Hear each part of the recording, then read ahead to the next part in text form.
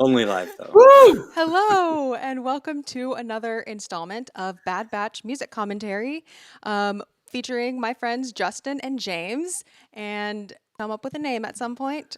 James, I do want to have like a distinct name for when it's like a round table versus just me, so that, it'd be easy to refer to. We're taking suggestions, everybody. We're taking If anybody, suggestions. James's suggestion was Rebo's Roundtable. Rebo's That's- Roundtable. So That's if anyone good has a one. better suggestion, and what I'm thinking is just like, not pretty much every other YouTuber. Okay, you know how like Star Wars Explained has Clone Zone? I mean, maybe not now, but that's like when they have other people on and it's like a group chat like this, just for Bad Batch commentary. And then there's some other channels that do a similar thing too, because so it's more of a thing. Anyway, It's a branding initiative. We're taking. So it's not like, guess what? Suggestions on our branding. I have guests again, and yeah. Anyway, so we're here. Hello, Jonah. Yes, James is back in Los Angeles, so he has his normal situation. Oh my gosh. Yes. Okay, none of us have talked to each other about what we thought about this episode yet. So, because we haven't done that yet, let's all at the same time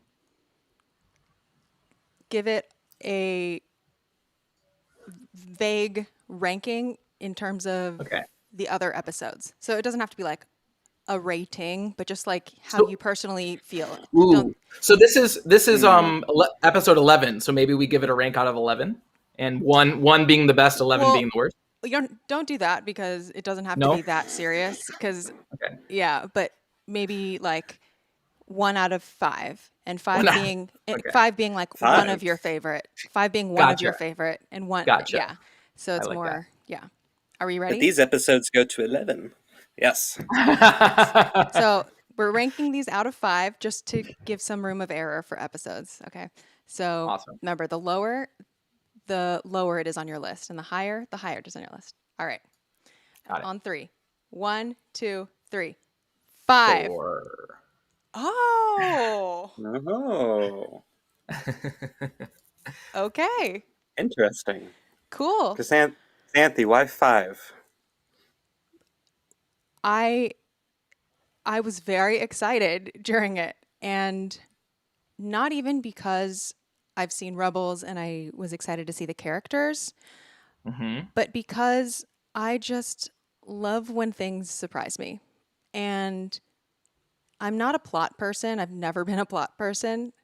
I mean, I'm interested when interesting things happen in the plot, but I'm way more of a story and a vibe, and the danger, I think. I mean, the thing that I like the least about the television shows is just how predictable like the arc of them is. Yeah. And so it was really it was like revelatory that the Bad Batch was barely in this episode, that it was sort of like subverting my expectations of what a Bad Batch episode was.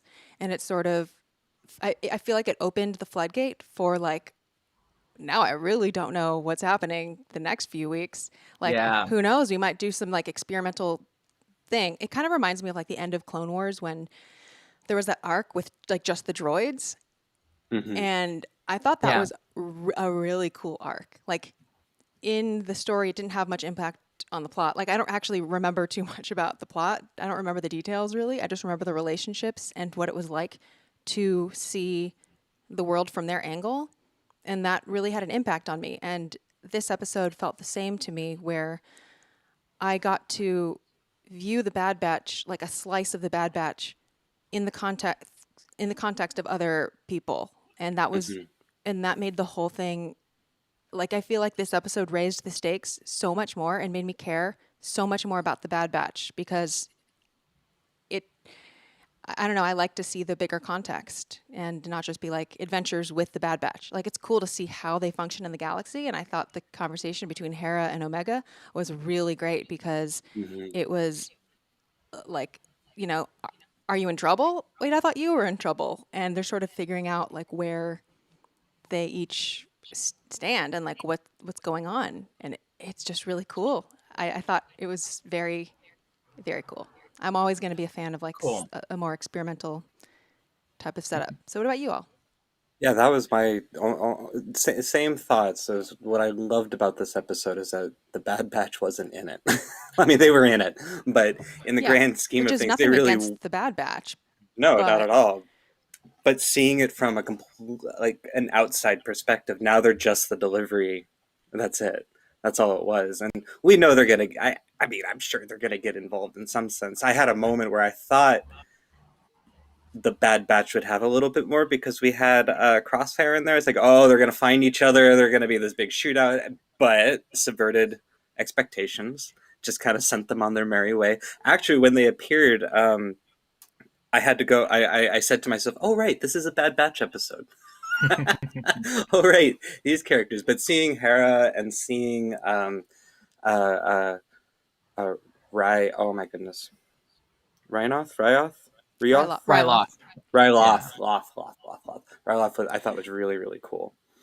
I gave it a 4 in mine because I'm still reeling over the Cad Bane arc right there. I really, really enjoyed that and the Fennec Shand and all the revelations that happened. So I have a feeling in this to be continued, this maybe will become the 5 arc for me, especially because we get to learn about Hera, who's a favorite character of mine. So, James, what did you think? Yeah. I like what you said, Xanthe, about this being a surprising episode. It reminds me of episodes of shows like Breaking Bad, where they have that like fly episode, right? Where it's just like a complete departure from the format of the rest of the show. And it kind of mixes things up and you get to see things from different perspectives. Or, movies like, it might sound, cliche, but like Pulp Fiction, where you get to see one scene in characters, then you go away from them later, and then you're recontextualizing them later through the lens of other characters, right? So you see like, John Travolta's and Sam Jackson's characters, and then you see how they connect with like the story of like Bruce Willis's character, right? So that remind me of that. You get to see from that other end of the people that are struggling or needing help, and then seeing the Bad Batch kind of show up as like ancillary characters. So I think I love that about that. And I should say that my 4 rating, I wouldn't say that's necessarily a dig against the episode, but more about there's 2 things with it. I'm leaving a little bit more room for what this show could maybe do in some ways, and I'm waiting to see the payoff in some ways. Like this feels really exciting to me because where it could go, and but for me, I'm like I almost want to leave a little bit of room for it to really pull things together. I did enjoy it though, Xanthe, because I actually felt myself saying when I watched this episode, I'm like, oh, this is truly a Clone Wars sequel. Because all of a sudden now we're getting like little arcs. We're getting this isn't a through line like Mando, right? Where it's just like, let's watch Mando go from every day and let's just watch him throughout his whole journey. I think they're starting to depart from that format and saying like, okay, let's rope these characters in here and see how they connect over here, but let's spend a little more time with them. So I do love that about that. And I'm curious at how other people, I know that Xanthe and I have talked about this, and Xanthe does not share this feeling at all. And you'll okay, wait. Before we get there, let's warm up with some music first, and then talk about. I know what you're going to talk about, which is Chopper. No, Oh. no, I'm not. Okay. So no, wait, let me just finish real quick. So when I find myself watching Star Wars, and I find familiar characters making appearances, I'm realizing in like where my head is at, as at the age that I'm at, how my journey through Star Wars, that my first reaction usually is like complete rejection at first before I can accept the quote unquote coincidence and then let it go down a little easier. And then I get really excited about the coincidence or the connection or the cameo or whatever. But first I go, really? Hera is somehow involved with the Bad Batch? Really? Like somehow they went from meeting her future husband, 4 episodes ago, and then coincidentally run into her as well 5 episodes later, and they just like, what is the serendipity that exists in this galaxy, right? However, I think we're going to see explanations for that, but that's usually my first reaction is like, oh, come on, guys, come on. It's a little bit too much. But ultimately it goes down a little easier as I get into the character. I see the arc and I see how it all connects. And that's what Star Wars is all about. Like, let's just we can get that off the table and just realize that this is a franchise that does this. Okay. And the more we complain as, annoying fans about it, I'd be like, oh, there's a cameo. It's like, this is a galaxy of cameos, James. First of all, I'm sorry that I cut you off earlier and assumed that you were going to talk about Chopper. I should not have done that. And philosophical discussions I feel like we could go on forever about these. You know how I feel, which is, I actually don't mind when there are cameos. Right. I just think it has to be earned. I mean, yes. But then again, I also don't really judge things too harshly. It's more, but I also don't feel like there has to be a certain way that everyone likes Star Wars. I think Star Wars is not about, because a lot of people say, oh, this is what Star Wars is all about with some random concept. And that's what it is to them. And maybe that's what it is in that moment. But Star Wars is something different to everyone. So I don't know. I think it's fine to be annoyed by stuff. Yeah, I mean, that's what we do. But then that's why we have a podcast. So, okay, it's a teeny tiny galaxy. But I guess this is just advice to help that stuff go down a little easier, I guess, is the point of what I'm saying. It's advice for fans that maybe are like me, that go like, first. It's just kind of just relax with it and let it stew and see how the fruit that can be grown from these types of connections, right? So. Speaking of fruit, actually, I'm not going to do that part. I'm going to do something. I'm curious if you recognize this because it's very small and it reminds me of something from Rebels, actually. Also, I'm echoing for someone.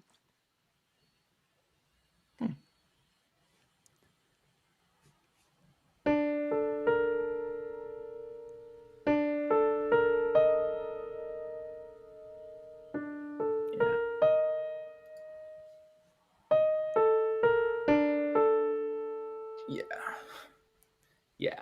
You recognize Justin, it? Yeah. Justin, do you know it? Are you talking about in this episode or you're bringing it from somewhere else? This episode, yeah. Yeah. Justin, you know where it is? Oh, I do not. Actually, this one. It sounds... Anyone in the chat know? Okay. So before you show it, I'm not looking at the chat. Okay. So is it in the beginning when after Cham gives his speech, it's like 3:49, right, or something like that, and we get this we get like a B flat chord to an A minor 7 chord to a B flat chord to an A minor 7 chord, and then it lands on this D A B. Right? Is that what notes you're playing? D, A, B flat?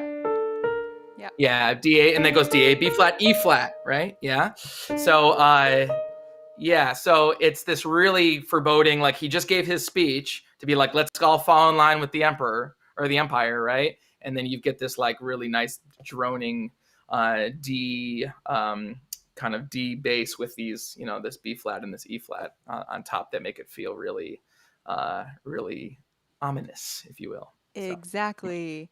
So. And Jonah says the harp near the beginning. I actually don't know was it a harp? It sounded like some sort of a synth pluck. Yeah, it was like a synth pluck or something like that. Yeah, I couldn't tell if it was like a hammered instrument or a plucked instrument, but it was, kind of it reminded me of it reminded me slightly of like some Rebels scenes with Thrawn in them.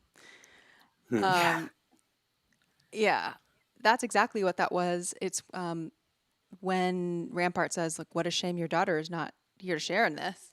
Right. Hera has other interests, Admiral. And so we have like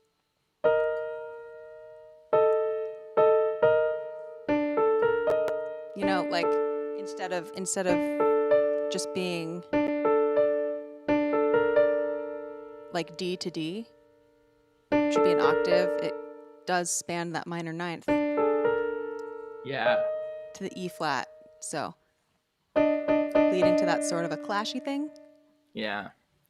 And just for folks that maybe, are more casual music listeners, we've got like a D in the bass, and then a little bit higher is an E flat, which is one note away from D, which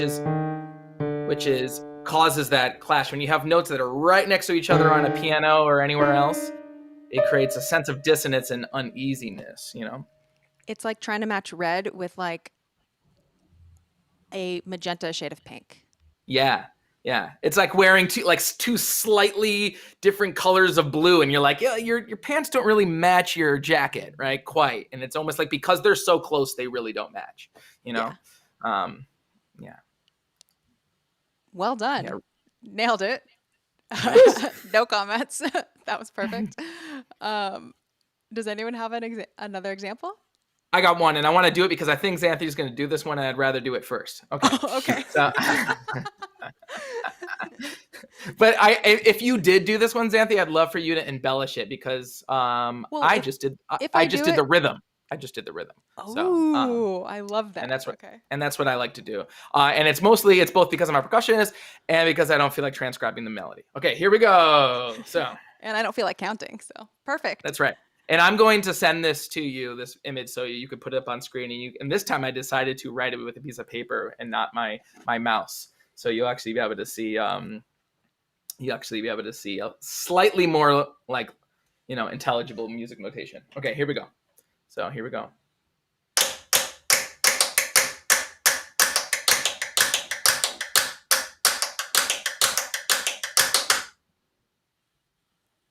I think I know what this one is, but I want to see.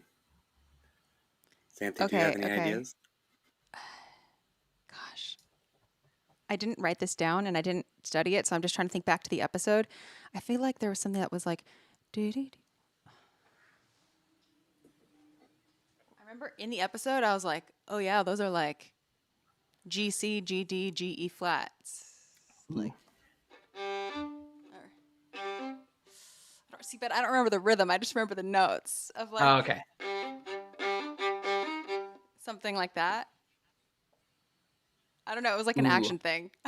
Yeah, it is an action. No, this is like that. This is a sweet soothing moment between Omega and Hera. No, I'm kidding. So let me do it again, and I'm gonna add the accents on my kick drum. Okay. So here we go.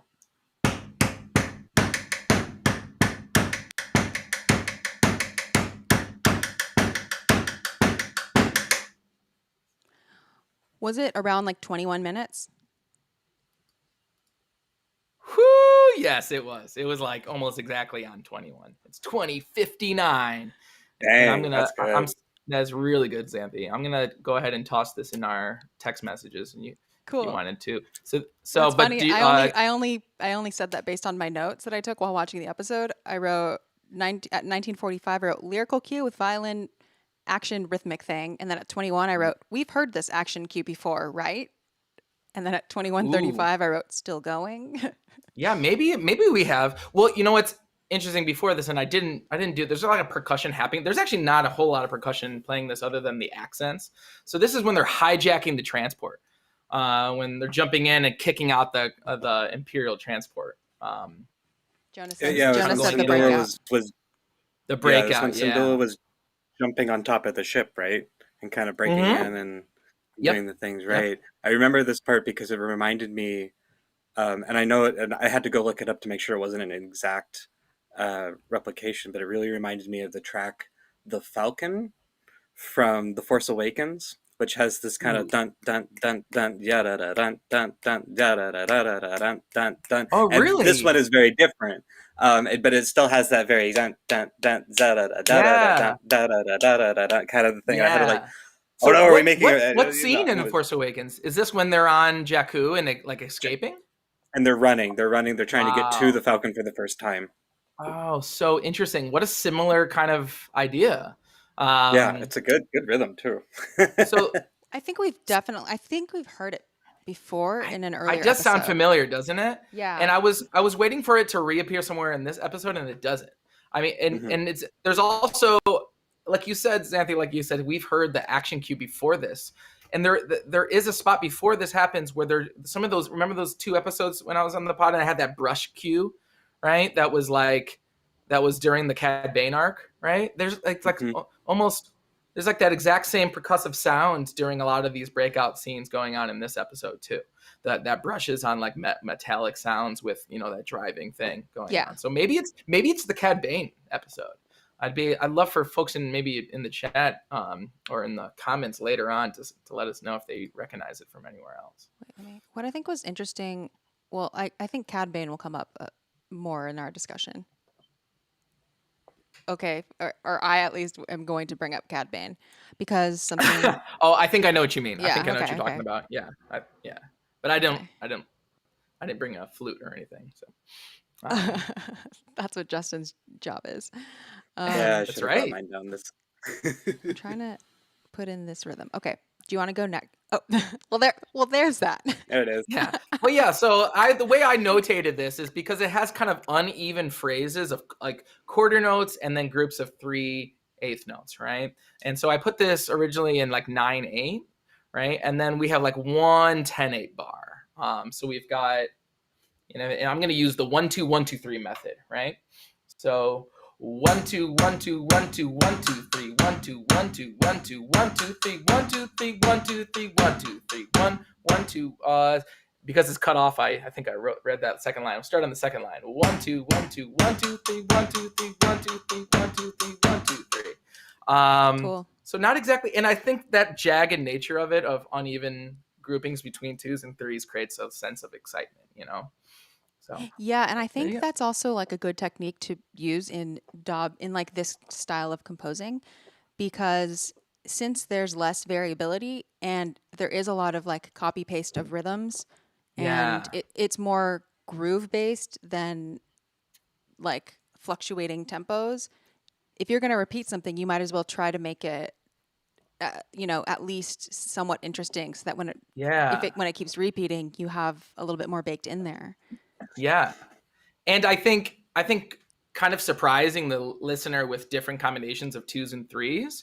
So it's not you can hear the repeated notes, the pitches, but that because it kind of doesn't always copy the exact same rhythmic pattern, I think it creates a sense of unpredictability. So like I could just right now improvise combinations of 2s and 3s. 1 2 1 2 1 2 1 2 3 1 2 3 1 I could just do that all day, and it would, like, the listeners, like, what's going on here? There's nothing I can cling on to, which makes me feel a sense of like urgency, right? But then the more you repeat that thing, it does gain familiar. Like the cell can be, if you make the cell longer, it'll take longer to catch on that it's repeated. But still, if it's repeated enough times, you still will catch on. But it still at least prolongs the amount of time that you can do that, which, Yeah. Justin, Awesome. You're up. I'm up. Okay.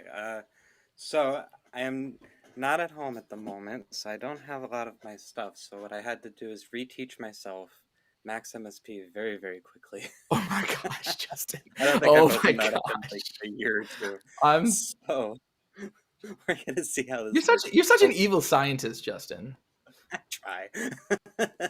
So we're gonna see if this works, and if this comes through, and I'm gonna hopefully not blast out everybody. I'm so excited. I'm gonna see what happens. Okay, so there's our first sound effect. Does it come through? Yes, it is.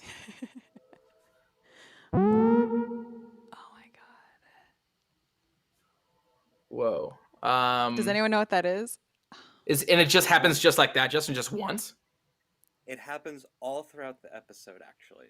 And it's a old sound effect from the original series. Last week I got to geek out on some original sound effects from the original trilogy movies. So this one is from one of the original trilogies, and it makes all sorts of appearances in this episode. I have a guess, but really quick, your gain's a little bit low now, Justin. Okay. Sorry. Xanthe, what do you think? I think I have a guess. Oh gosh. See, after Justin last week did the Imperial alarm horn It thing was so good. It was so siren, good. Yeah. and I ended up going like down this rabbit hole of looking up all of the imperial horns, and like I made notes on like the pitch of each of the horns. So like now I have this document on my Oh my goodness, I love you so much. that's like all of the Yes. different horns in the different movies, and like it just Yes. it got to Welcome to be, my yeah. hell. I have literally I have a, yes, let's see.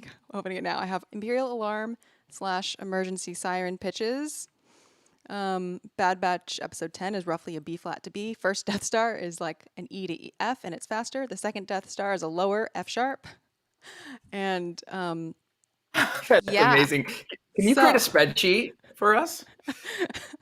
I mean, maybe I should. I feel like that is the type of thing that I do want to notice now, because these little repeated sound effects, like what Justin is playing, and I think I'm stalling because I just don't know what it is.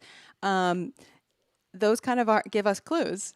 So like if we were to hear one of those in the wild and know what era that siren or whatever belonged to, that would be pretty cool. I bet they're keeping track. That's We really have that cool. whole theory of dusty sirens. Yeah, we had this whole Dusty theory sirens. last time. Yes. Okay, Do let's we need to see. hear it one more time? Let's see. This Let's was all see. just Xanthe stalling to figure out what this sound is, you know. Yeah.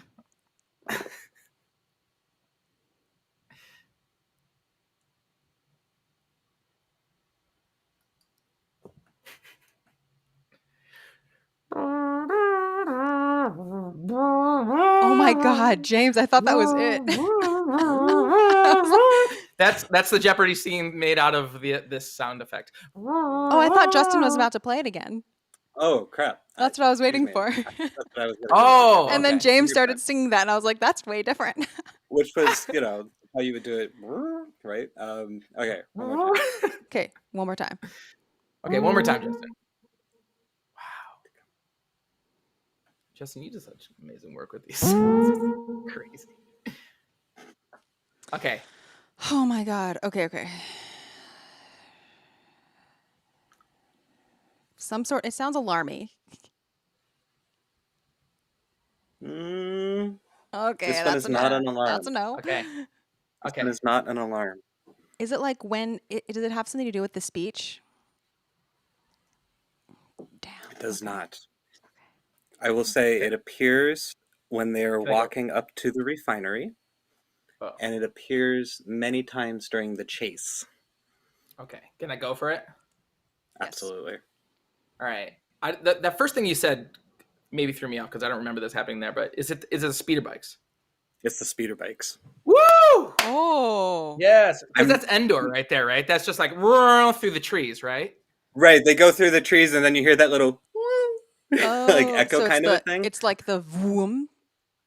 It's like the speeder bikes they have a flying sound to them, and then I'm gonna call it the revving. That's what I think this particular sound is, because every time they like take off or do a corner or something like that, it's not quite a Doppler. It's this Yeah. woo Oh, kind okay, of. okay. It's this very distinct kind of thing, and it's all over the place in Endor. And I heard it in this episode. It's like one of my favorites. Nice. I had to do it. Yeah. Good one. These sound designers and stars, I feel like it's just I feel like maybe I'm just not creative enough, but I feel like I would never arrive on that sound effect when I was coming up with a sound for those bikes. And I think that's what makes them sound amazing. Like, and so distinct is like, I don't know, I just wouldn't have picked that sound for that bikes. I would have done something more that sounded like a motor or something like that. And I guess that's what sets these folks, like, that's why they do their job so well, you know? Well, it's all really part awesome. of this. Also, I think it's a collaborative effort, and I think the teamwork aspect of films and of being part of like a huge story is that people with different areas of expertise can weigh in. So like maybe the sound people do something, and then like a props person is like, no, you're supposed to convey a heavier weight, and then can go Yeah. back, because like so many things affect sound. It's not just creativity of sound, like it's also just realism, Yeah, sense of physics, right? and also just like, what do you want to convey in the story? Like, say you haven't determined the weight of an object that you're going to drop. Well, that's sort of like something the writer or like the director has to decide if like this is going to be heavy or light. Like if you want it, like if you made it light sounding, that could be have a comedic effect, or that could subvert an expectation or something. And that's why I think like that's why I just love mediums like this that are so collaborative and that are just so like, I mean, it feels inspiring to work on. And I know I feel that way like when I'm working on stuff that's bigger than myself, where everyone adds their own, thing and makes each individual department better. It's very cool. Yeah, and the physicality of all these sound effects, like you're mentioning, Xanthe, is just it takes a team, it takes that, and especially within out of this world, but a universe that is Star Wars. Yeah. The ability to be creative with this. Yeah, we got to add the weight. We're gonna have all this different inputs, but like James was saying, I wouldn't choose this for a bike. Thinking about it though, it's very similar to a motorcycle. As motorcycles pass you on the freeway, maybe there's a little bit Yeah. more rumble depending on the type of bike, but there's Mhm. always the up in Santa Clarita, there's a road everyone likes to drag race across right by my house. So I'm constantly hearing motorbikes going all sorts of speeds, and I hear that kind of zip to it. I mean, it's the same with the siren. It is still very much a siren-like sound, but none that we have ever heard before. In that kind of, I mean, if that turned on as like a fire alarm, I'd be very very scared. Very scared. Ominous fire alarm. But that's why I'm just so obsessed with these speeder bikes going back, is that they have such creative sound design with them, and the fact that they're adding something like a revving engine into it, despite the fact that it's floating, flying, hovering, one of those things, I think is really fantastic. Yeah. So yeah, speeder bikes for the win. Speeder Good bikes. one, James. These sounds either take a team or they take one Justin on his laptop with Max MSP. Oh goodness. All right, I'm gonna do another one. I also like. Yes, please. I'm seeing some chat about the Black Sun in the chat. So scary.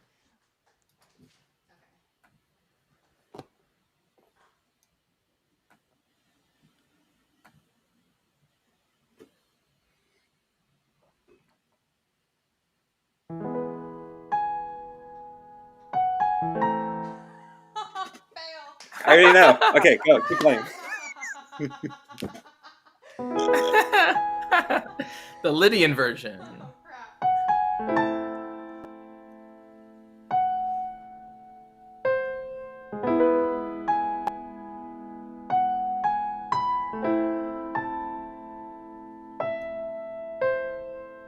Keep listening.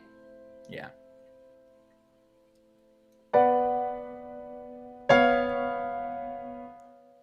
You don't have to. Yeah. You don't have to incorporate that last version, but since that theme pops up a few times, that is No, a specific time. I think there's a specific one that you're doing though, right? Yes, but I'll accept any answers. Anyone know what that is? Yeah, Jonah says Yeah. Jonah got it. It's That's definitely Hera's theme. yeah, it's Princess Leia's theme. Oh, sorry, it's Hera's theme. I was just about to say, anyone get any like some Leia vibes there? Well, let's talk about that. Yeah, Yeah, let's talk about that. Does anyone else get Leia vibes there? absolutely. Oh, definitely. And It's think just it's that. yeah. Go ahead. Sorry. Oh, I was just gonna say that has to be. I almost thought it was gonna be Leia's theme for a moment there. I was really surprised when it didn't. I was relieved and surprised at the same time when it became, something Hera's theme instead. But the similarity there is very interesting, and I can't pinpoint a why. Besides them being two very awesome characters that are going to go change the universe and have this dream of helping people and unifying and leading, which we, for those that have watched Rebels, know what Hera's gonna, all the great stuff that Hera's gonna do. But There's that good was chat kind of, coming in. I mean, yeah, Hera's close to being a my princess take. of Ryloth.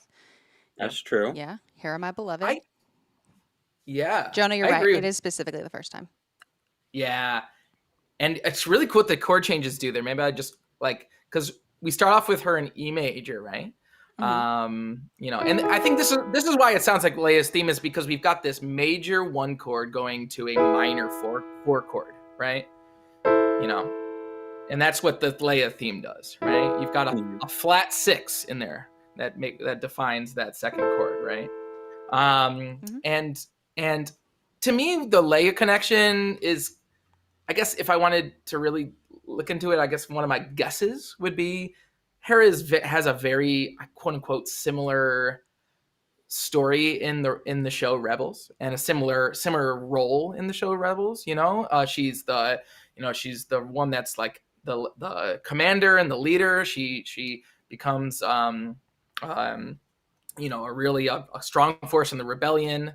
Like Justin mentioned, she comes from some sort of, you know, maybe not exactly royalty, but definitely, you know, the child Powerful of family. powerful family. Beloved. That is a rebellious family. You know, there's a lot of similarities between Bale and Champs and Totally. And so I think it's just there's a lot of just like just completely obvious connections. And in some ways, Rebels, like we talked about this, Xanthe, that Rebels in some ways served as a way to get kids watching Disney, what was it, Disney XD or Disney, whatever channel it was on, to like understand some of like the main tenets of Star Wars. You know, there's a Jedi in there. There's lots of the Force theme in there. There's like, you know, Rebels in so many ways checks so many of the boxes that like explain what the universe of like Star Wars is in so many ways. And having this theme in there, you can't necessarily have Leia's theme in there on the nose, but this theme almost fits the role of what Leia's theme did in the original movie. And this is all just one way of looking at it, right? When I was watching the first time I was watching Rebels, I just kept freaking out that like Leia's theme was in there. It was actually like bothering me so much. Yeah. And I think sometimes it was Leia's theme at the beginning, but now I'm gonna have to like rewatch the whole thing because I didn't catch that it was like actually supposed to be a different theme. I thought it was just like a cover of Leia's theme, and it did not really understand that it would know that it was a commitment to a new theme until later. Because let's talk about let's talk about the similarities. Okay, so one of them that James mentioned was the chord progression, which is E major to, or basically a major chord to a minor 4. So what that basically means is like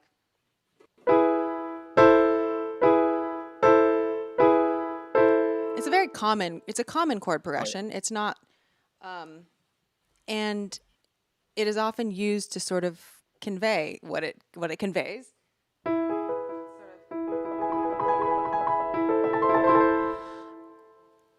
There's another really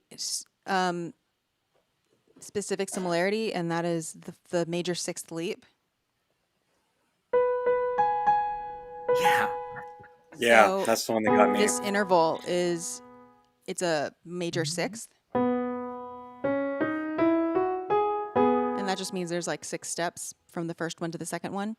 And that's how Leia's themes start. Like,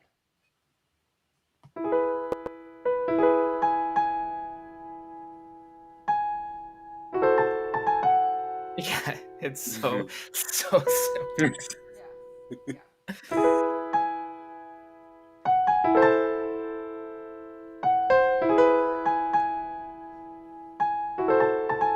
You know what's also funny? It's like and just literally the same. It's like actually this is like the same.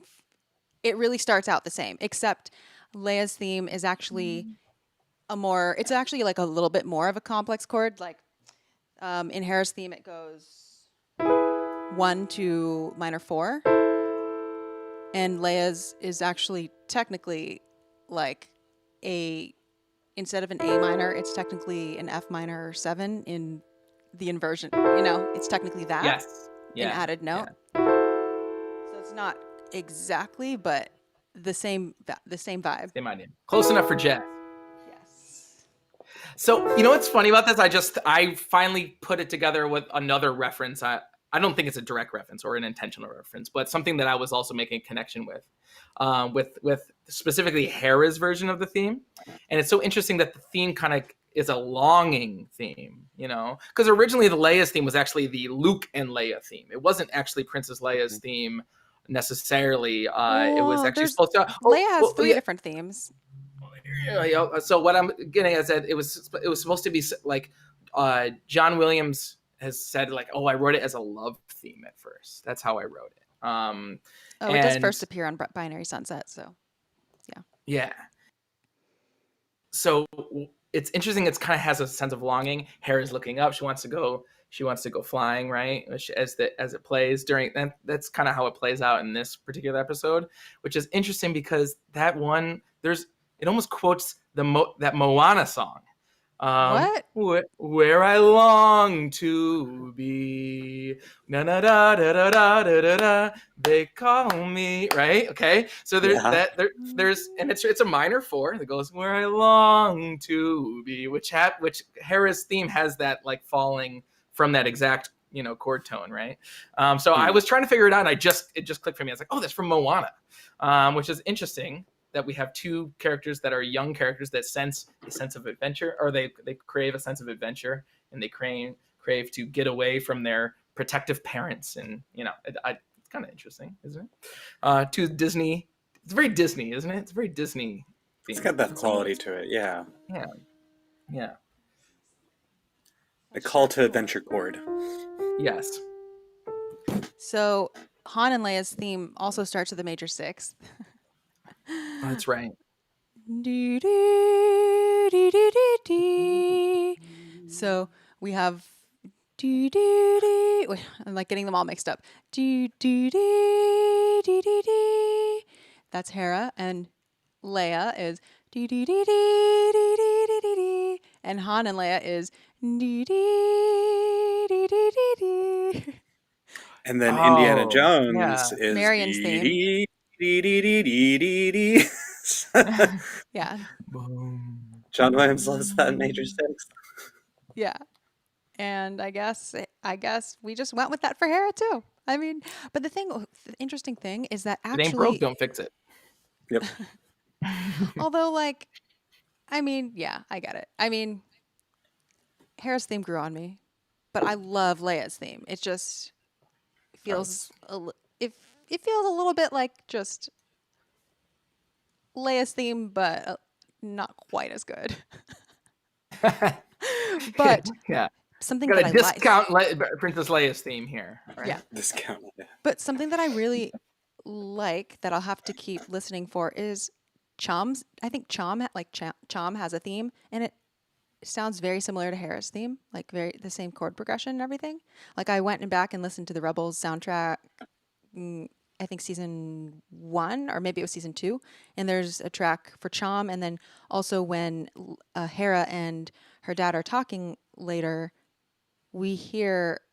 I mean, you could interpret it as just Hera's theme playing during that, but when Chom starts to talk about his own, what he knows, like the type of piece that he knows, and he starts talking about his experience, we get something slightly different, but it still is like very similar. So it sort of is like a Syndulla family thing, maybe. Because like, I feel like he also had a similar thing. I mean, I don't know. Listen for it next week, and tell me what you think. But I think it's interesting. Absolutely, yeah. There's some DNA in there, that it's almost a fail-safe, for creating that type of emotion, so. But I like it as like a family. I think that would be cool if it. I don't know. I hope I hear it more in the context of Chom. It's Chom, right? How am I saying it right? Am I saying? Sure, actually. Did I just make up his name? Why? It's like Chom. Chom. It's CHAM, but I don't know how it's pronounced. Okay. I think I've heard Cham Syndulla. I feel like I just feel like I knew it, and then now that I'm talking, I just no words make sense to me anymore. I think I think people from the UK say Cham Syndulla, and the American version is Cham Syndulla for sure. Oh my gosh, who knows?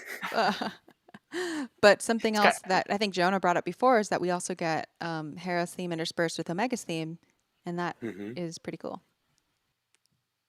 Cool moment. Yeah. James, you Do have you another want to talk example? about that moment? Oh, you can. Yeah. I mean, if we want to go into that scene, Sure. I found that really cool how that got interplayed. I also found this is, I guess, it plays into this idea of what you brought up about what's so cool about this episode in the beginning of the stream today, Xanthe, which is this is not the Bad Batch's episode. You know, this is Hera's and the Syndulla family's episode. And I found that plays out with the music in that scene. So for I think, where does it happen? Okay, for 1427, we get a hint of the very beginning of Omega's theme when they're on the ship talking, and you get the ba-do-da back and forth a little bit of just like the very beginning. I'm not sure. Maybe there's more of the theme, but I did hear that whole step. Ba-do-da. And then Hera's theme takes over and gets like a full iteration in D major. Which I found it cool. It starts out in D major now, and then it kind of modulates, right? It goes up to E major and then an F sharp major chord. And then when Omega gets her chance, because this is while Hera's explaining, like, no, you got to feel it when you're flying, and then you really hear that music behind her as it's saying, like, oh, this is her perspective. But then Omega gets her chance to be like, hey, look at what I have on my ship. Look at what I'm all about. This is my place that's home. This is my, she shows off her room, and that's where you hear the harp going on with the that really starts to bring out Omega's theme, right? And then they start to combine, because now you realize that their paths are crossing, and you hear Hera's thematic material with Omega's theme. But ultimately, Hera's wins out, because this is Hera's story for this week, So I thought it was very cool. And I also thought that there's two things that these two characters want, and while they're describing what they want, they get their themes interplaying. Omega wants a place that's home. She wants a family. She wants to feel, she wants to be, to find that family within her Bad Batch crew, right? And so Hera that wants sense to get of up, and Hera wants to be in the air and fly. Exactly. So I found that moment really cool. How the Kinders did that, right? I thought that was a nice use of the themes for sure. Yeah, the themes pretty much went along with what was happening. It what is it called? I mean, what's it called when you just you play out, you go in, like, you're not like throwing in some other thing that changes the vibe. Like, you're simpatico with everything else that's happening. You're scoring to the scene. I don't know. I'm trying to think of a word. I can't think of a word. I'm not trying to think of Mickey Mousing, but sort of. No, I mean, not quite Mickey Mousing, yeah. Yeah, but Mickey Mousing is like, it's an actual word people use. It's not just saying, like, oh, it's like Mickey Mouse. It's like Disney. Mickey Mousing is sort of like when the scoring really mimics what's going on in the scene, and you see it most often with like action stuff, where it's like, oh, and then you hit a thing, and then you hear like a little boing, and then there's like a little running, and so you hear a scurrying like, and then you hear the pizzicato, and it's sort of like we do hear it in the Bad Batch, but I'm not saying that's what's happening here. No, I don't think that's what's happening. No. Happening here. I think it's just a really nice underscoring of everything. Yeah, you see also a lot of, if anyone else needs another example of Mickey Mousing, I also call it Tom and Jerry-ing. Anybody's familiar with the cartoon Tom and Jerry, because they're chasing each other all the time with all these little hijinks. So the music, though it's a mix of classical music and jazz music and all these, hits of the time, that has a lot of like. It's really common with comedy, especially. Yep. Yeah. And cartoons. I mean, anytime. This is the reason why Looney Tunes is called Looney Tunes with a U, and also another offshoot of that was Merry Melodies. It's because these wait. Is Looney Tunes, they spell it with a U? Yes. Oh. Yeah.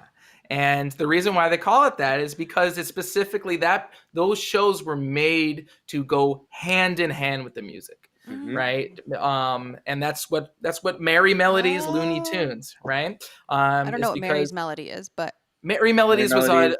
it's another Warner Brothers cartoon. It's basically, I think, Okay. a lot of Looney Tunes characters made appearances in Merry Melodies. And then there was, I think Disney had Silly Symphonies. Silly Symphonies, exactly. Silly Symphonies. And this is exactly what we're talking about, right? It's like the action matches reverse. the music. Instead of the music being made to fit the action, they used classical pieces and made action to fit the music. I think. I'm With not some sure what the production. They did use classical pieces. Yeah. And I don't think with they some went back arranging and and some told. liberty. Yeah. Interesting. Okay. Yeah. Well, that's one of those. What's the word? The Mandela effect, where there's lots of people that are like, "What? That was spelled with a U?" Yeah. And because everyone, just assumes because of cartoons, TOONS. I just never thought about the spelling. I just think about what it looks the like. Berenstain Bears kind of deal. Yeah. Wow. Well, I think Tiny Toon Adventures was. I don't know what that is. You never watched Tiny Toon Adventures? Tiny Toons was the best. Oh They're the best. Okay.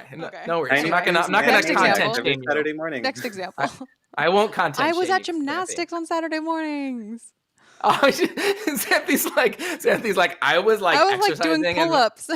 I don't have time. I was like probably crying when like they were like, do a back handspring on the beam, and I'm like, please stop. I had to, set the VCR and That's time it so you can record the half-hour. So no, I was not watching Looney Tunes. I was doing a 4-hour workout. That is hilarious. I'm sitting there with like a bowl of Cheetos watching Looney Tunes and Tiny Toons, and Xanthe's like doing like handsprings and stuff. So that's amazing. Okay, should we do another one? Yeah.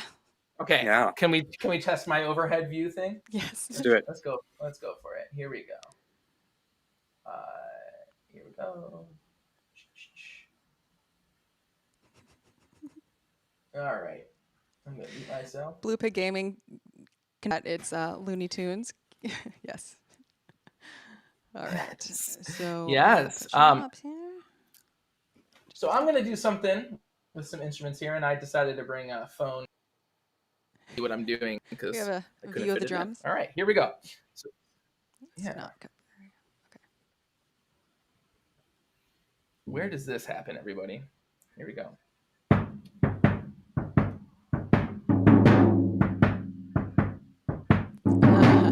That's good.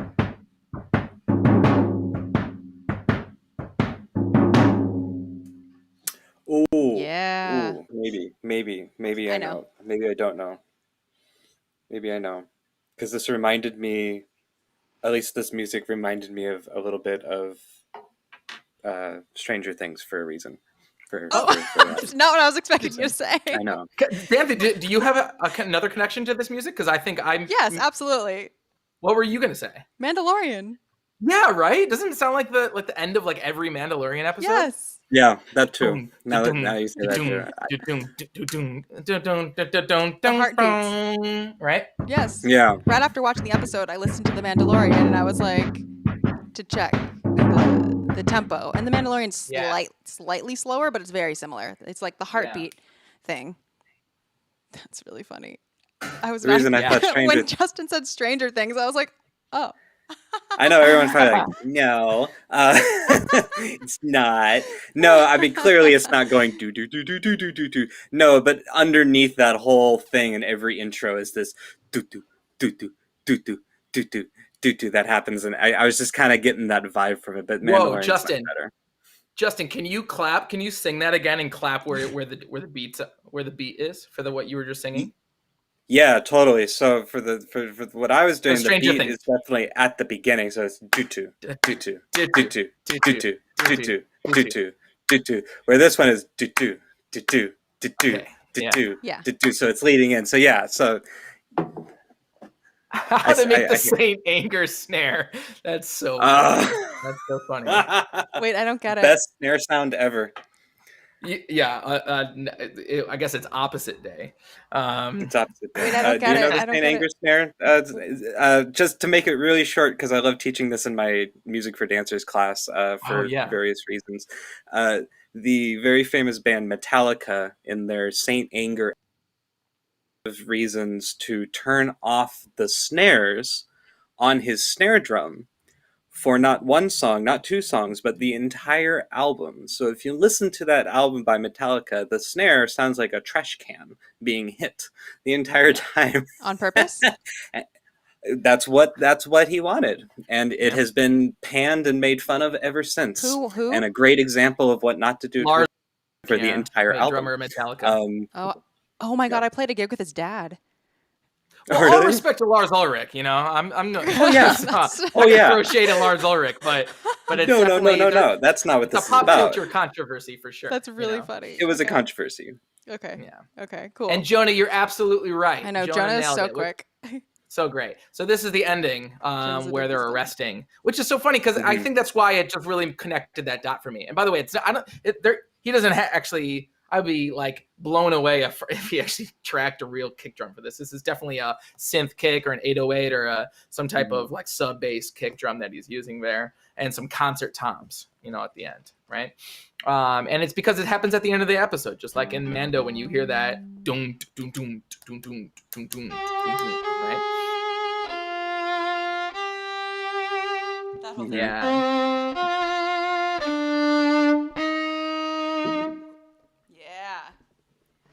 Yeah. Nailed it, y'all. And there wasn't a lot for me to percussively pick out in this episode, so I'm, let me add to what you just played. I took what I could. Please. That whole thing. Oh, why don't I just play it and you play with me? There we go. I think, okay, we'll try.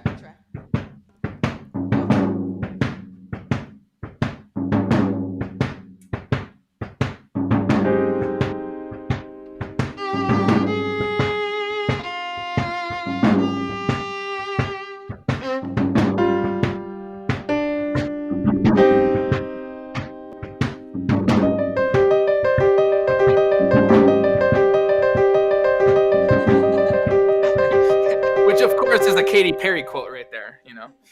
Are you waiting for what is it, a perfect storm? Right? Are you waiting for? Yeah.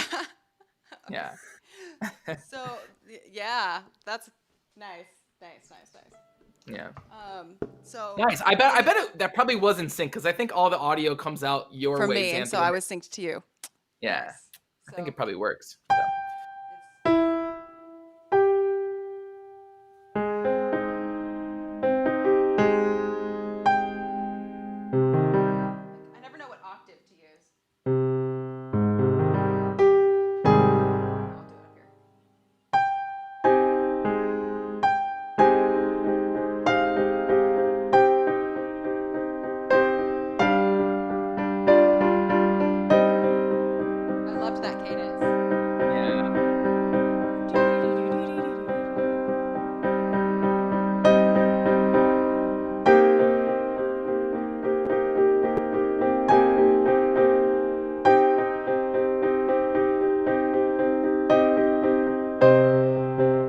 I liked the ending a lot. Yeah, me too. Yeah. Really surprising ending. What is that theme, Xanthe? Of what? Bum bum bum bum. That's Bad Batch, right? Ba do bum ba. Yeah, it's a Bad Batch theme. Yeah. There was also another part, actually. Now that I'm. Oh wait, no. That's what it was.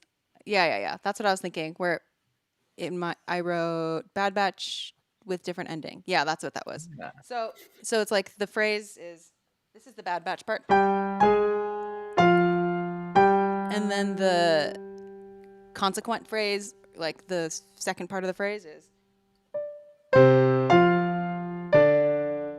And that's different.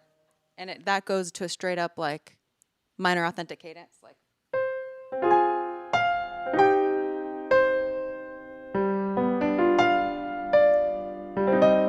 Yeah. It's really nice. Very satisfying. Very satisfying. Yeah. All right. Man, I feel like this is the most accurate stream that we've ever had. This is amazing. I know, we're actually doing pretty well. Justin, you got anything, any other sounds? I know that you're remote.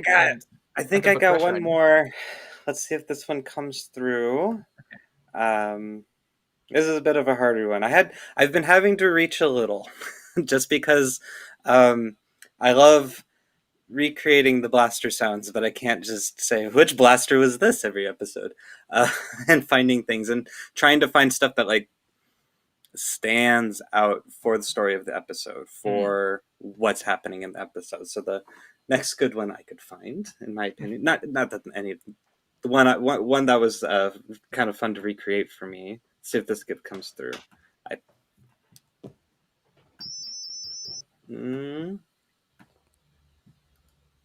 Yes, no, maybe so. Yeah.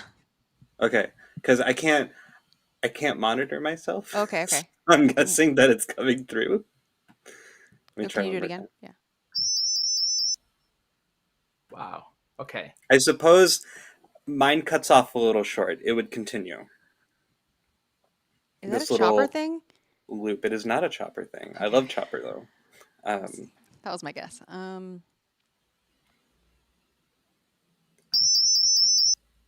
Wow. I think I have an idea. It definitely it's definitely source.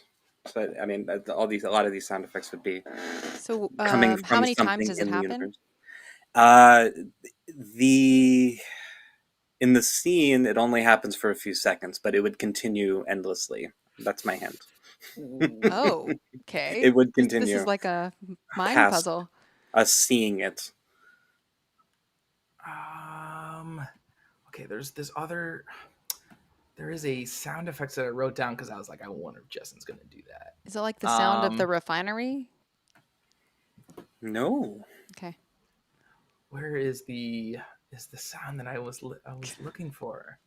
It's not the droids I'm looking for, not the sound I'm looking for. I don't remember. I knew I wrote something down and I can't find it in my notes. Oh man. Is it? I guess here's a question: Is it like followed by another like pretty like significant sound, like immediately, like it culminates in another sound? I mean, I guess there. Yes and no. I guess I don't know how to answer it. It definitely emerges from something. Jonah says it sounds like when they're spying on the mining facility. Is that correct? It is not correct, but Okay. I would say spying is a great hint there. Right. Connection. Oh, okay. Yeah, now I know what it is. Because yes. Okay. Do you know Xanthe? I just got this image in my mind that was like when they're like in there. Does that make sense? Just you say it, James. I know it is. It's the honing dart, right? That's what that is. When you see the yeah. I loved that for some reason. It opens up, it just flowers for a second and it goes weep weep weep weep weep weep just for Well, so this is the end sound then. So it's you get the go and then you get this sound. I knew there was two sounds right in a row, and I was wondering. I was like, Justin's gonna totally do that. In that sense, yes. From your question earlier, so there's a shoot sound. It hits and opens, and then the sound that the homing beacon makes itself. So is this kind of tweet tweet tweet tweet tweet tweet kind of a thing. And this one was actually harder than I thought to recreate. It's not just for example, like a sine wave going do it do it do it do it forever. You really, really listen, and I could probably still be wrong, but I'm pretty sure it's like an X. So you have one going up and one going down at the same time, and that's how I did to recreate it. So it's two. What did I use? I used a triangle wave. So a sine wave has a nice smooth curve to it, and it's very pure. But to give it a little bit more buzz, a triangle wave, it just has a nice point. Can you play it again? One more time? Absolutely.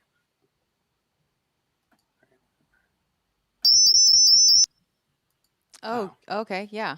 Okay. Yeah. So there's one that goes neat, neat, neat, neat, and one that goes whoop, whoop, whoop, whoop at the same time. Oh my God. But it's like that. Good one. Really good one, Justin. That's a good one. Did everyone watch it? Just realize that Justin is not at his house, and it's still you know what I mean. It's like still creating figuring these out how to still doing like.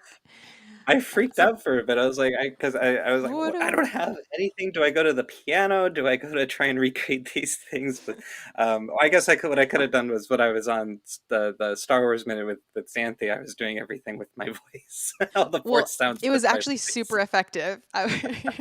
That was a really funny episode because I was like, "Do you mean more like bzz, or do you mean more like?" bzz, And Xanthe, like, no, do this one. No, do this one. No, do the. Oh What my about god, when it's I was getting a little when it's bit a truth? demanding. So I got a it's little great. bossy. Wait, no, that's not what you did before. That's right. Yeah, no. Come on, Justin. Why aren't you like my Michael God. Winslow? You know, like. Uh, yeah, Jonah was here last week too. When every time Justin, I knew it was coming, and I was trying to stay calm as Justin kept playing the Imperial alarms, and every time I was just like, That's why I'm always like, I'm trying to sneak it in, and then "Oh my god, it's just oh my god." Jeez. fun. I have two Lot more of good examples. Oh You have two yeah, more? Awesome. Let's hear it. Okay. I'm fresh out, so that's great. Yep. Those were the two that I was able to get. All right, everyone, your last chances.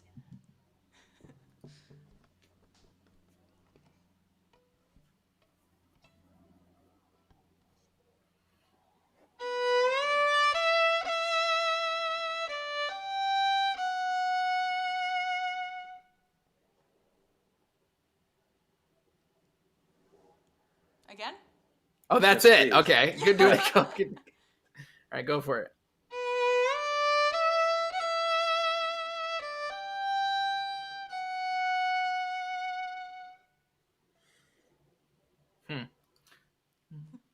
Have a guess. Not sure though.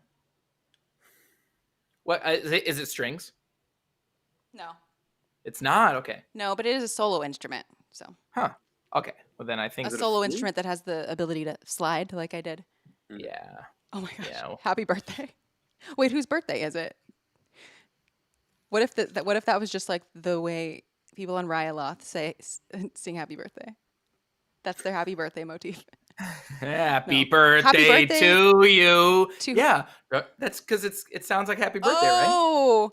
Oh. Yeah, Oh, I thought someone was saying happy birthday. I was like, whose you. birthday is it? Oh yeah, at the end. Yeah. Okay. Wow. True. It's definitely the wind instrument. Jonah's onto something. It is. It's like it's a sounds almost like a shakuhachi or a Oh, so or do you know a, what it is? I don't remember where it is, but I remember the sound. It's definitely when like the Syndulas are like talking, right? There was a At lot some of point. flute in this episode. I Right. was a big fan of that. There was a lot of good flute parts, or flute-like instruments.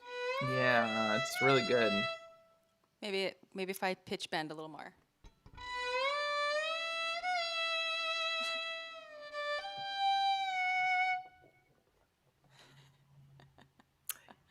Yeah, I know though. I know. I just don't remember what's going on when this happens at all. Okay. Is it? Yeah, I couldn't even guess, but I remember it. Okay. I remember the instrument, and there's like a drone underneath, right? And this is kind of like what I think you were kind of hinting at earlier when we talked about having some similarities to the Cad Bane music, right? Actually, I was thinking about something else. Oh, okay. Because this It's kind of sounds like that. It is That's similar. pretty It's like a cool. minute after. The Cad Bane thing is like a minute after this, though. Okay. Justin, Okay. you don't remember where this is from? I'm trying to remember. I want to guess that this was the conversation between Hera and Cham, No. but The chat has clarified and said that it is Cham, but I think we should do as a running joke on this show that we call him Cham. Cham, Oh yeah, someone said it's like clam, and I'm like, different. you mean like clam? You mean, Cham. yeah, we should be like, oh, so it's pronounced like clam. Okay, got it. Elucidating. Thank you. It's kind of like a ham sandwich, right? Honestly, I tweeted one day. I tweeted one day like a poll of like, how do you pronounce? I wrote like, do you pronounce Obi like a wand without the D, or one like the number one, Obi-Wan or Obi-Wand? And my mentions were just like pretty much schooling me on the dialect like the pronunciation differences, and how that wasn't like a very clear cut example. And I was like, nah, damn, okay. If you live in the United States, there's a great quiz online from, I believe, the New York Times that asks you how you pronounce things, maybe what you call things, and it's pretty accurate to guess like where in the U.S. you live, which is pretty interesting, But it's pretty it's very like catered to Chom Sundile. people in the U.S. But I agree with Blue Pig Gaming. Wand with no D. Obi-Wan. That's what I say. But help me, Obi-Wan. I do hear a lot of ones. Obi-Wan, and that started to make me second guess myself. But I don't know. Anyway, who calls him Obi-Wan in any of the movies? Like, who uses that pronunciation? What do you mean? It comes up. Help me, Obi-Wan Kenobi. You're my only you help. mean that one? Yeah, I know exactly. That's what I'm saying. You're saying one as in the number one is the answer, yeah? Or that's how you pronounce it? No. You say Wan as in like Obi-Wan. Juan, right? No, because that's like W-A-N. Juan. It's like Juan, right? But Juan, I don't say one. I say like Obi-Wan, like more of a Juan than a one. Okay. Yeah, but some people say Juan. Anyway, Obi-Wan, my favorite. the answer to that was Mom. Oh, When they're reunited. yes, okay. Oh, at the end. Okay. And it like comes out of nowhere. It's really pretty. It's like, Mom. I don't know. I thought that would be the one everyone would get more so than other stuff. Well, actually, I want to who in the chat just said that? Blue Pig, which is really funny because the history behind people on early forums back in the and messaging and fans of Star Wars back in the day used to speculate that Obi-Wan Kenobi was actually a droid, and that his name was Obi-Wan. That's actually like fans of Star Wars. Like people would speculate that he actually was a droid, or that George Lucas intended him to be a. No, that he actually that he would reveal himself to be a droid. Oh my god! Yeah, and really that was his droid name. That's really funny. Been a twist. Yeah. I if anybody knows that story and I'm not saying it right, let me know. But I'm pretty sure that's the backstory. That back in droid, Obi-Wan, like back in the 80s, that maybe that that's was why like people say Obi-Wan. Yeah. I say Han, but Han. I know people that say Han. Well, Lando says Han. Yeah. It doesn't land. There's someone else other than Lando that says Han too. Who was it? Oh my gosh. It like came up. I think someone Anyway, someone else says Han too. Yeah. Okay, so that was the reuniting with Mom, and then my last one. Here's the last one. So Ham. That's funny. Ham.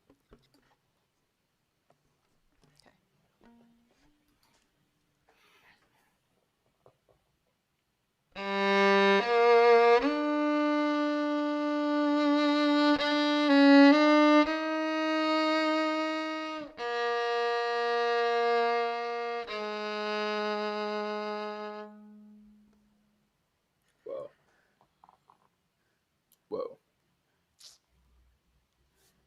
One more time.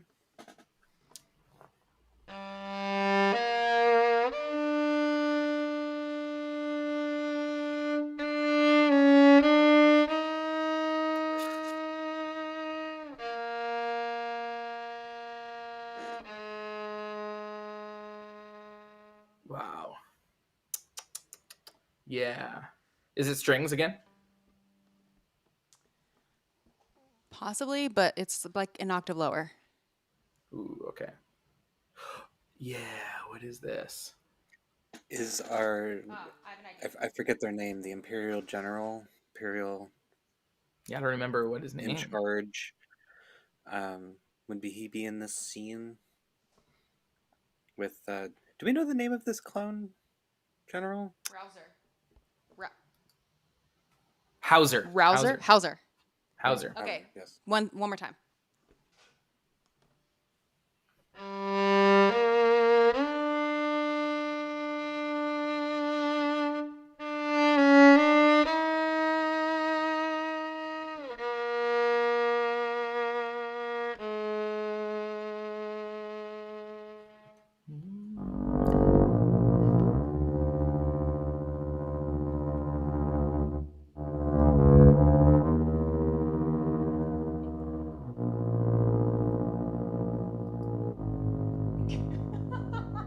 That's great. That's great, Xanthe. That's so cool. Now it reminds me of some other movie. I can't remember. It's on like right here. That reminds me of something from Yeah, what is that? Does Yeah, anyone know? right? I wrote it down as "Caught by the Empire." Rampart. Oh, Yeah. okay. Oh, great, Jonah. Jonah, I mean, Yes. All yeah. right. I think next episode we're gonna just do Stump Jonah yeah, instead I of think Stump so. each other. We gotta all get in on this and just stump. Yeah, dude. Yeah, dude. But what is that? Bum, bum, And then da, he goes, da, dum. Miss Sindula.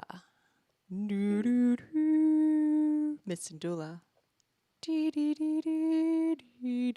And I actually noticed that a lot of the time when we see Rampart, and I don't know if it's associated with Rampart or if it's more of an Imperial thing, still not sure, but he does get like these sort of chromatic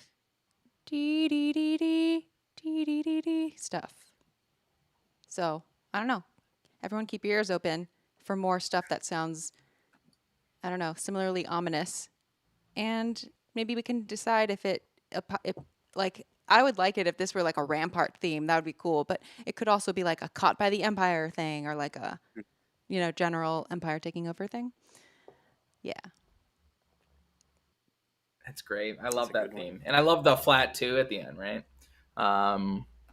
Because we probably consider this to be in G minor, right? I don't know. I don't Um, really consider, especially when it's like a solo instrument. I don't think about the Yeah. key unless I have to, unless there's a lot of harmonies happening as well. Yeah. Just because I a can't lot of help it. because a I lot of, I can't mean, help it. because a lot of these are just the keys and the accidentals at the end are just a matter of transitioning to the next thing anyway. So, yeah, Yeah. fight me on my knowledge. Yeah. Oh, we Blue Pig will. is touching on one of my favorite running jokes We will. of our show, which is doing music reactions to the High Republic. So, for instance, my favorite music cue is on page 87, where it goes like this. And then my second favorite part is on page 259, where it goes like this. The thing is, the audiobook actually does have music. No, yeah, I know. No, that'll be fun. That'll be fun to check Actually, that out. a note about the audiobooks, Star Wars audiobooks in general. I can't remember what the High Republic music was, but on most of the audiobooks that I listened to, they use the magic tree from Empire Strikes Back. And at this point, like, that cue is downright hilarious to me, and every time I hear it pop up, I mean, they play Magic Tree is the music that plays when Luke goes into the like dark cave on Dagobah, and it's this very like and it's supposed to be for like ominous parts, but since it starts up with the tritone, every time I hear it in the audiobooks, I'm like, Maria. Yeah. Well, you know where I go. The Simpsons. Oh, good Yeah. one. Avar Chris James equals Avar. Avar confirmed. Oh, that's high praise. That's high praise. Oh, you mean his personality? Like if we were to do like Star Wars, is that what you mean? Because if so, I can see that. Avar Chris is easily my favorite character in the High Republic. Because James's personality, James, your personality is like a golden retriever. Yes, and that's kind of like Avar Chris's. Yeah, for sure. Yeah. Don't think that I haven't gotten this type of character breakdown before, okay? And yeah. Oh my god, that's really funny. That's funny. Oh my gosh, I think the High Republic character that I most like is like Imri or something. I don't know. Or Skier. No. No, you're not anything that's like Skier. Hilarious. Okay, Justin, you have to read the High Republic stuff. Yeah, you do, Apparently, Justin. I gotta figure out my horoscope.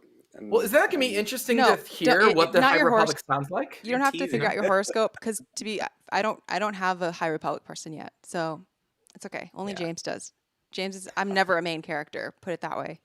Yeah, who would you be? Anybody in the chat, who does Xanthe like? Not in High Republic? They're like in the High Republic. Like in the chat, anyone that's read High Republic that we're High taking. Republic has so many characters. Just pick any. I know, but that's why it's great. That's why it's great. Everybody can have their own little. I know, but I don't feel like we know them well enough yet. You know. I agree. So it's not like comparing. I also think that James is somewhat like Obi-Wan, a little bit, but we have so much backstory of Obi-Wan, like, because James always feels like he's on the verge of a joke, like a joke or something. Like, even when he's like, you just feel like he could do like a quip at any time. Yeah. And I just don't know. I feel like that's how Obi-Wan is too. Like, there's something always behind Obi-Wan's like face, even when he's having the most tense moments with Anakin. Like, he sort of comes up with some stuff. Yeah. Got to throw out breaks that the tension. Classic Obi-Wan sass. Yeah, that's right. So uncivilized. But anyone, I think it would be great to like you said, Xanthe, I feel like the first book or the first wave haven't been as or at least for the bigger books, right? The adult novel. It would be great to see more character breakdown, because I feel like the first novel is very, exposition based. So I think, you're right for sure. Let's they're get some just more. Still so new compared to other people. Right. Mm-hmm. Elzar, Man, or Stellan. Interesting. Yeah, Jonah, I was going to say the same thing about High Republic. It's going to be really interesting to hear what the High Republic sounds like in the Acolyte. I'm excited for Acolyte. Yeah, me too. I'm really excited. It's probably one of the most top things I'm most excited about in Star Wars right now. This is really funny. Stump Jonah. Yes. Okay. The chat is funny today. Okay. So we need I see it as feeling a lot more royal feeling, the High Republic. I completely agree with you. And Justin, like, sorry, Justin, but I completely agree with you, because the High Republic for me is like all about hubris. It's like hubris. It's all like, well, anyway, I'm just even just knowing the era that it takes place in, that the Jedi are going to like fall at some point. So what is leading them there? And we find out in the High Republic. And I mean, I still don't know exactly, but but it's the golden age of the Jedi. And with that comes with a lot of sense of importance, I think. And so I feel like it would be very royal feeling. And because, everyone is sort of like, we're in a time of peace. This is awesome. Like, yeah. They lay it on thick. How like high, the Chancellor, like, even, everything I feel like, is, Anyway, thanks everyone for joining. Does anyone have any final things to say about this episode, other than all that we have already talked about, which is a lot? Like I said in the beginning, it'd be interesting if there's a purpose for them having both Kanan and Hera in the same season, and maybe the Bad Batch or the connective tissue that lead them to each other. So, at some point. But I feel like that's already happened. What more would you want from that? No, I mean, like, that lead them to meet each other, like, maybe because when Rebels start, Hera and Kanan are already together, and they're working together, right? So I'm curious if maybe Bad Batch is going to serve as somewhat of a Kanan Hera meet story. I wonder if we're going to see that in the show. Maybe not this season, but maybe in the future. Obviously, they're both pretty young, so. Oh man, to go back to what you were saying earlier, this is where I'm like, no, please don't do that. Yeah, you don't want that, right? All right. No, I don't want that. I think it's already special enough that it's like so cool that they both have Bad Batch sightings in their past. Yeah. Which, like, can you imagine, like, if like, they're sitting around when they're first starting to, like, date or whatever, and they're like, yeah, and like Hera's like, once upon a time I got this, like, weapons drop off by these, like, super altered weird clones, and they're cool, like, sidekick, and then Ken's like, wait, were they, like, was one of them named Hunter? And then then Hera's like, yeah. Like, I think it would be so like, what? You much met cooler. The Bad Batch too? Yeah, I think that is, like, cooler to imagine that them meeting, as adults. And then they're like, oh my God, we were made for each other. And that kind of, I like. That is cute, actually. Oh, that's right. Okay. A New Dawn is when they meet. But yeah, I hope I hope they don't have a like a random meeting. Anyway. But who knows? My favorite line. I'm not super read on the comics and stuff, so we'll say things that when people that read the comics or books will usually be like, nope, that's not right. So so that's usually where it comes from. The line that I really liked was when Tech said, "What feeling?" Yes. Don't you want like a T-shirt that says like "What feeling Tech"? What feeling? Right? Yeah, just like goggles, just there. What feeling? She goes, yeah, it's kind of like she's when strange. Did you know flying's about a feeling? What feeling? What feeling? And it's kind of like when Omega asks him a couple episodes ago, like, "What was the war like?" And he's like, "I just told you." You know? That's really good. I mean, listen. I'm just kidding. Okay, well, on that note, I'm glad you. Yes. one last thing. There was the Cat Bane style, like, that sort of thing when the shot was it wasn't a shootout, but at the end when the whatever bullet or whatever it was, we don't know exactly, but when that happened. And so that makes me think back to before, as I saw that I liked better when Cat Bane's theme was more of like a shootout theme, not necessarily for just when Cad Bane is like walking around in his ship. So I don't know if you remember, like I sort of was a little bit thrown off the subsequent episode when we got his shootout theme when he's just chilling in his ship checking on Omega. And here, just the fact that they used it again is like, see, that is such a specific like shooting. It's a shooting thing. It's a thing to use for shooting. But I don't know. Yeah. Maybe it's diegetic. Maybe it's Cad Bane. That's why he's so violent. Because he hears that music everywhere he goes. He's like, I guess I got a duel now. I'm hearing the music. He's like going insane. His little like gun like calls to him. It does the like. Do-do-do. He's like, it's like time to shoot me now. He's like, I don't want to. He's like, fine. He's like, fine. I just want to be a good guy. Oh my god. We have gone off the rails. Yeah, today, we've gone off the rails. I love it. Justin and James, can you share places that people can find you online? Like little, plug your stuff. Absolutely. I now have a YouTube channel of very, very minuscule things at the moment, but it's starting up. You can find me if you typed in something like Rain Goat Music. There's a link in the there's a link in the description.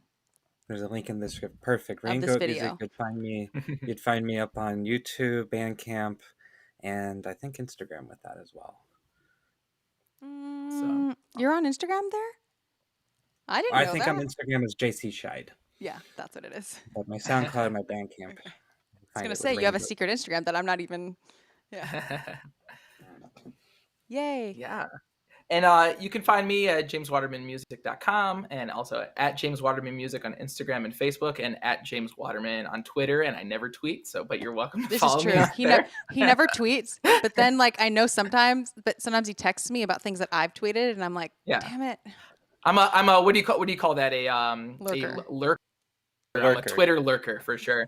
So I can't. And then you can find me on Spotify and Bandcamp at just James Waterman and YouTube at James Waterman. Ah, that's true. James does have music on Spotify.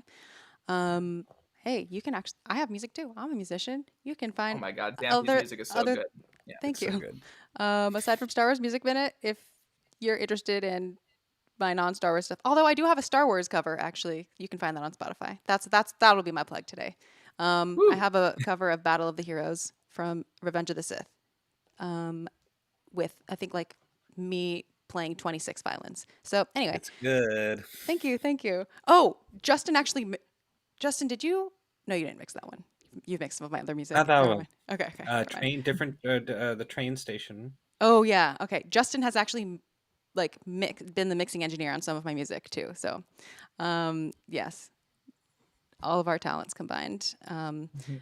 Anyway, thank you so much for joining us, and we will be back next week for Let's Stump Jonah, and let's hope for another fun-filled, music-filled Bad Batch episode. Let's do our theme song. Do do do do do do do.